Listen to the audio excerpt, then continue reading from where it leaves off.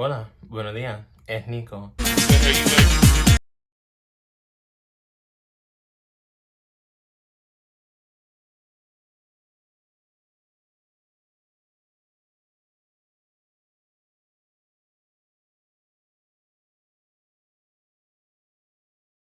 Is here, oh.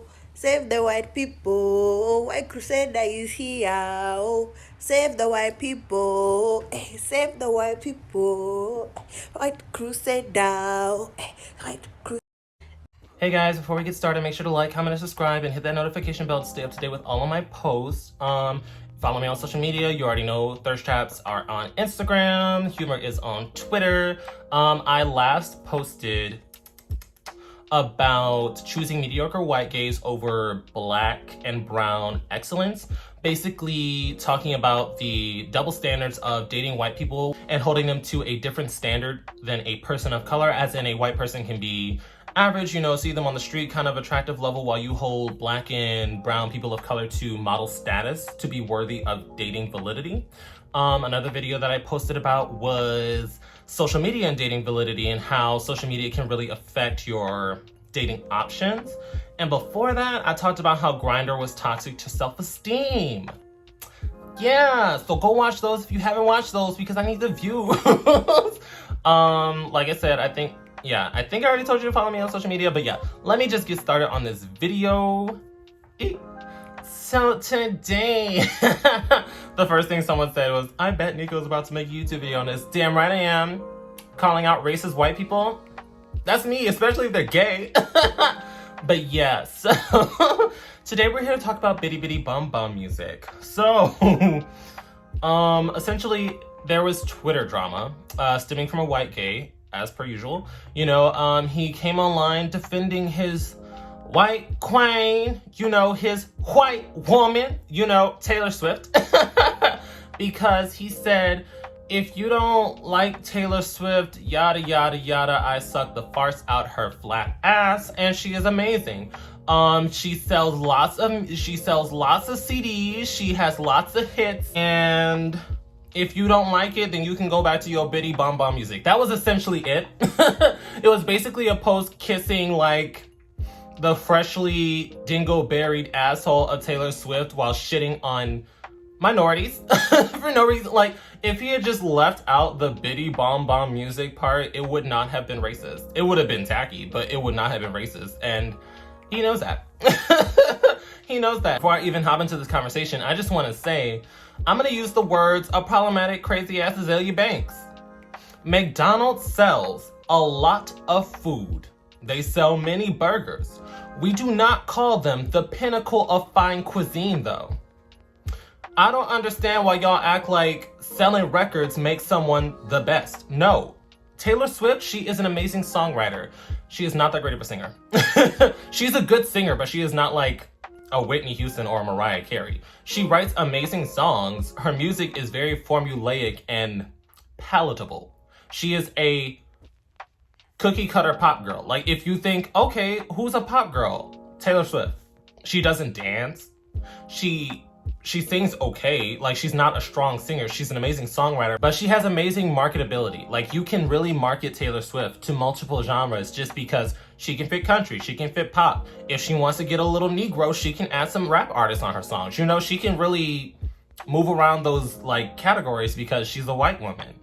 It's very easy for her to move there. So I'm not understanding why that post had to bring in Selena. It was just a racist undertone to saying, this white woman is better, and y'all should acknowledge that or you're just stupid. So, now that we gotten that out of the way, she went through a long ass rant trying to clean it up because she was getting dragged. She was getting dragged, like, up and down the sidewalk, like nobody was hearing that bullshit. So, one of the arguments she used was, well, Bidi Bom Bom music, I didn't mean it in a racist tone. I didn't even know who Selena was. I've never heard that song before. You've never heard Bidi Bom Bom? Everybody has heard that. It's literally a cultural statement in the United States. Everybody knows who Selena is. You don't have to act stupid. Just admit that you were racist. Talking about Bidi Bom Bom music is just a song with a driven beat. No one calls that that. No one calls that that. It's like you're backtracking because you know we're on your ass. You know, the comments are not on your side, girl. One thing about the comments, they are not on your side. So I advise you. So I don't understand where he thought he was going to go with that. And then when someone brought it up, they're like, you know what? Taylor Swift isn't that amazing and blah, blah, blah, blah, blah. A lot of people just don't resonate with her music. And he was like, well, actually, you know, Indigenous and people of color love Taylor Swift, but Black people don't because it might go against their racial identity. Black people don't listen to Taylor Swift because it goes against their racial identity. What the fuck are you talking about? Taylor Swift has, first of all, she's gentrified Black culture before.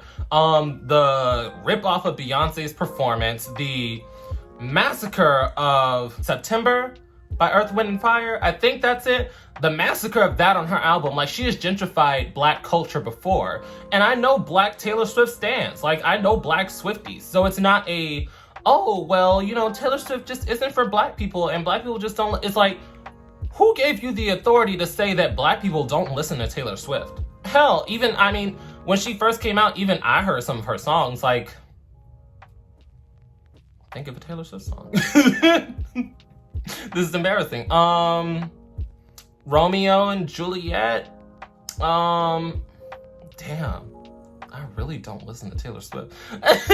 Not me reaffirming his statement. No, I just personally don't listen to Taylor Swift because she, like I told you, I think she's kind of mediocre. Like, she has catchy songs, but that's like the kind of songs you hear at like a Macy's or a JCPenney. It's not like a song that you actively play. But people love her music, and I'm not gonna fault them for that because she puts a lot of work into her craft, you know? Like I said, she's not a great live singer because I've seen some of her live performances and they have much to be desired, but she is an amazing songwriter. I won't take that away from her. So yeah, so essentially he said Black people can't like Taylor Swift because it goes against being Black, which isn't necessarily true, especially since she rips from Black artists. Like, we're getting past that. So he said that can't happen, that he meant Bidi Bidi Bom Bom music was just an up-tempo song and that he wasn't trying to be racist. But then another tweet surfaced of him saying that Lady Gaga and Ariana Grande, I believe, are white-centered artists. I think it was Lady Gaga. I know definitely it was Ariana Grande. I'm going to insert the tweet as per usual. But I'm going to focus on Ariana Grande since I can't remember if he said Lady Gaga. Basically, he said that white gays worship the ground that Ariana Grande walks on and she makes music for us. And, you know, I understand that the issue with positions was that the backlash was due to anti-Blackness. But remember, at the end of the day, she's a white woman making this music for us. So basically, he has a history of claiming music as a whites-only thing. First of all, Ariana Grande, that is a Black queen. That is a Nubian queen, bitch. I don't know what you talking about. Ariana Grande, that's my nigga. What are you talking about? We be bumping positions and thank you next all the fucking time. She's Black. Let me stop. But yeah, Ariana Grande has dipped heavily into Black culture. So to say that, oh, well, she's a white woman and she makes music for us white gays, that's a fucking lie. And that's why you bitches hated Positions. It is a Black-inspired album. It is heavily influenced by rap and R&B. I'd say, because that's what I was explaining it to my friend. I was telling them, Positions, it is a like R&B infused pop album. Like, if you think pop, but add like a hint of nigga in it, you know, like a hint of Blackness, that would be Positions. And that is perfectly okay because it came out amazingly. The only backlash it got was because of anti-Blackness and due to it being so closely positioned to Blackness. Because if you look at the writers on the list, she had a lot of Black women. Victoria Monet, she had her hand in every song. A lot of her features were Black people. It was not meant necessarily for the white audience. So him trying to claim it once again affirms that he just thinks, oh, well, this belongs to white people. And that bubble got bursted because this isn't even the first time that he's gotten dragged on Twitter, because he was the gay that was bragging about getting fucked, he's an OnlyFans gay. He was bragging about getting fucked by somebody at the beginning and peak of quarantine. And he was like, I'm so sorry that I said this and this. I wasn't trying to say that we should all do this. I was just enjoying myself and blah, blah, blah, blah, blah. So basically he has a history of not taking responsibility for his actions and then weaseling out of it. Because you know what he did? First, he deleted the tweet. Second, he went protected. Third, he deleted his account, but simply slid into his secondary account. What?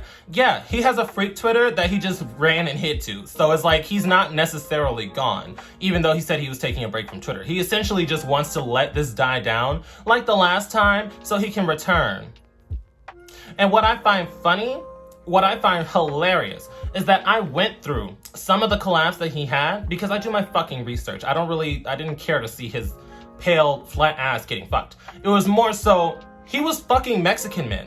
Like, he was fucking proud Mexican men, but calling them Bidi Bom Bom music. Do you understand what I'm saying? So this really reinforces white people will fuck you while still disrespecting the shit out of you. Just because somebody is fucking you does not mean they respect you. Because you know what? If I had an OnlyFans and I partnered up with somebody who went, yeah, y'all can go back to listen to that nigga music. Y'all can go back to listening to that, you know, that Bidi Bom Bom music because I am Latino. It's more so, I would be fucking mortified. I would be so hurt just because I literally just had sex with you and you're treating my people like shit. It couldn't be me. It couldn't be me. Like, if I had an OnlyFans, I would not be able to partner up with people like that because I do my fucking research. You're not about to have me looking fucking stupid. It's disgusting. It's disgusting. And you know what? He's gonna get a pass for it. You know why? Because he's white with abs. All you really have to be to get a pass on anything on Twitter is be white, have abs, or a fat ass. Quote me. Quote me. And this time I'm not necessarily joking because I'm upset. It's just, this happens time and time again and no one holds anyone accountable because the next thing you know, somebody even said it in a tweet. I didn't screenshot the tweet, but they said, you know what he's gonna do? He's gonna come back, he's gonna fuck a Latino, and then he's gonna act like nothing happened. And y'all are gonna ignore it because he just got fucked. That's literally what's gonna happen. And it's so sad because his follower count did not drop. He simply just disabled his account for a little bit. So yeah, that was the story. I'm gonna end it here because at this point, I'm just gonna be rambling and yelling. And I really don't have the energy to put into a white gay like that. I really don't because we've been through this so many fucking times. So in short, Taylor Swift is not the pinnacle of music. Taylor Swift is an average pop star who is very famous because she's a good songwriter and is white. Because if you look at her live performances, especially earlier in her career, she could not sing live. She could not sing live, and I'm gonna stand on that shit. So she is not the pinnacle of music. She is definitely not the pinnacle of artistry. Maybe I need to listen to Folklore to understand that part because they were saying that it was really good. Like I said, I haven't listened to Taylor Swift album at all. I've heard her major successful hits, but I have not sat down and listened to her album because her fandom is usually filled with racist white gays. So she's one of those artists that really gets held back in other communities based on her toxic ass fandom. Just like the Barbs. Like, they're toxic, but to a degree. Like, if you don't say shit about Nicki Minaj, the Barbs will not, they won't drag you. You can't even enter a Taylor Swift fandom space without saying unwarranted racism. So yeah, she's one of those artists that I just won't listen to just based on her fandom. Second, Bidi Bom Bom music is racist. It's racist against Mexicans in particular because it's disrespectful to Selena and her legacy. What else did she say? Lady Gaga, I still think that's the second name that he said, I don't remember. And Ariana Grande are not artists that are dedicated to white gays. Y'all need to start learning that music is not delegated to one race. Just as rap music is now a part of pop culture and celebrated by every fucking body, so is pop music. Ariana Grande in particular has dove into black music. She has black music across her catalog at this point. Even Lady Gaga, she dabbled into black and, into black culture. She did Jewels and Drugs with multiple popular rappers at the time. And you know what she even acknowledged? She said, yeah, a lot of people hated Jewels and Drugs the most because it was black. Because white gays do not like black people in their pop star spaces. Let's talk about Normani. Like, If I get started on Normani. Anyway, so there's a lot of racism with Normani, especially when she was in Fifth Harmony. Because white gays are very territorial. But yeah, I'm gonna stop there because I'm almost at 15 minutes and I got shit to do. Make sure that you like, comment, and subscribe. Make sure you follow me on Patreon at patreon.com/niggas for more exclusive content like this. Make sure to follow me on twitch.tv. I didn't stream. Something came up. Nico's Aesthetics, you already know. Follow me on Instagram for thirst traps. Follow me on Twitter for humor. And I will see you guys Friday for the next video. That one's gonna be fun. That was not gonna be as serious. I had to get this off my chest because he was annoying me. But yeah. And once again, a quick thank you to all my patrons on Patreon, and a quick shout out to my third eye tier patrons. Your support means everything to me and helps me do this a lot more smoothly. I will also be listing this week's live stream topic in case anybody wants to join in on the fun. I will see you guys there.